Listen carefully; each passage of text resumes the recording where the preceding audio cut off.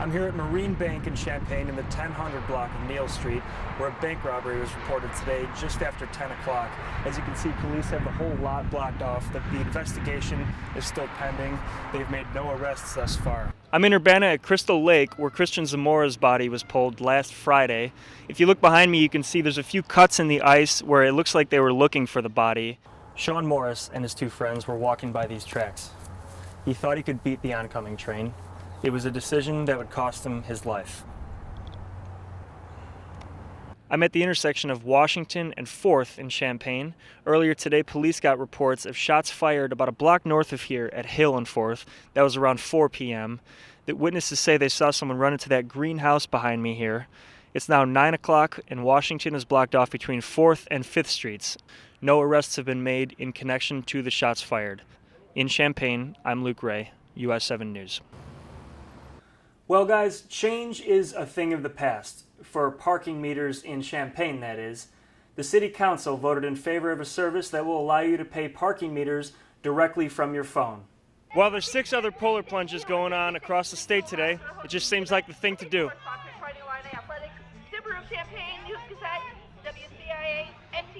Here at Makerspace Urbana, they're celebrating a particularly special Pi Day. The numbers 3, 14, and 15 will not line up again for another 100 years.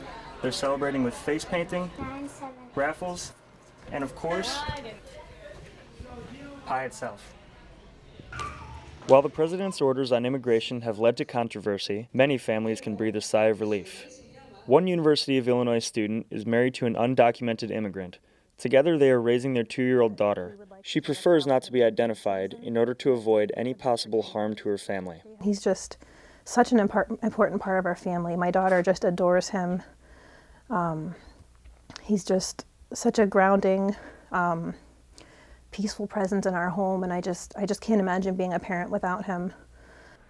Last Tuesday, December 2nd, the Champaign-Urbana Immigration Forum held a briefing at Urbana Middle School to address the recent changes in immigration policy and answer any questions for those who might be affected. One new program is DAPA, short for Deferred Action for Parental Accountability.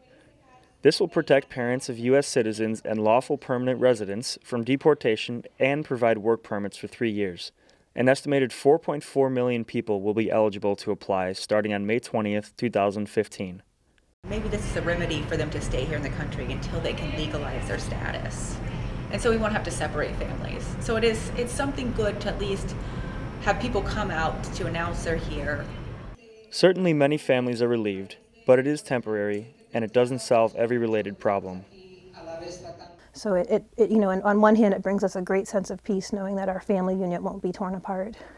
But it's also sad. On one hand, it would be wonderful to be able to visit his family, but we can't leave the country together because he can't come back. Luke Ray, US 7 Newsbreak.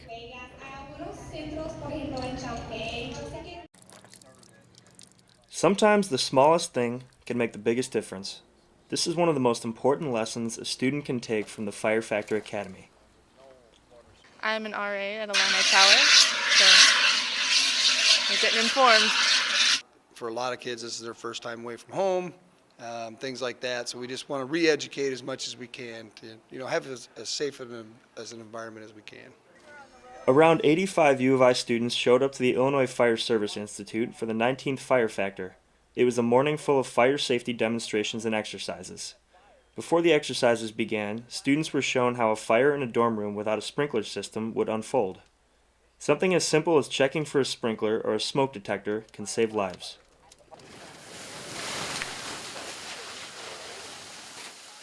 After the fake dorm fires, the students learned how to escape a smoke-filled building. They also learned how to properly use a fire extinguisher should the situation arise. As they say, there's a first time for everything. Fire Factor closed with a presentation on how to make it through your night safely at overcrowded bars. The lessons and drills were eye-opening for many of the students who attended. I just learned how difficult it really is in a real life, or not real life, but a simulated situation, which would, I imagine, make it even more difficult to handle in a real life situation. Luke Ray, US 7 Newsbreak. For those involved with Special Olympics athletes, bringing the polar plunge to the University of Illinois means a lot. It's pretty much, I can't think of a place I'd rather be, to be honest. The polar plunge has been the biggest fundraiser for Special Olympics Illinois. They've been doing it for 15 years, but this is the first time it's been held at U of I. So we thought if we could kind of bring it to the students, we could get more involvement, and also by that way kind of spreading the word that, you know, about getting community involved and coming to volunteer at our local competitions as well. Walk says because they don't charge athletes to participate, this is how they raise money. Over 300 people took the plunge and raised over $34,000. While there's 6 other polar plunges going on across the state today, it just seems like the thing to do.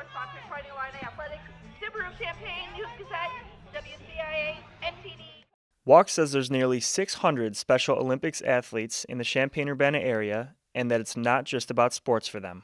For them, it's about building friendships, becoming a part of the community, really feeling like they belong. Though it is freezing water, the cause is heartwarming for those who participated. People want to get behind it because it's, I don't know, it's hard to find the words. If you haven't experienced any part of Special Olympics, it's kind of self-explanatory once you do. 2,700 people across the state were inspired to take the plunge on Saturday. In Champaign, I'm Luke Ray, UI7 News.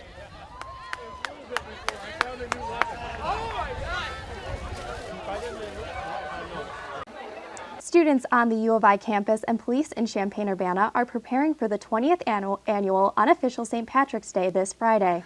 The annual spring event brings thousands of young people to campus for a full day of partying and drinking. With safety being a concern, local police officials say yesterday that over 100 officers will be patrolling campus on Friday.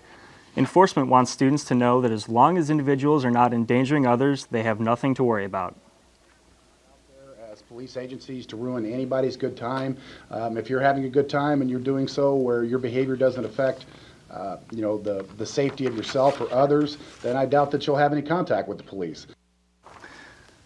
Police are stressing eating, rest, and hydration for those participating this upcoming Friday.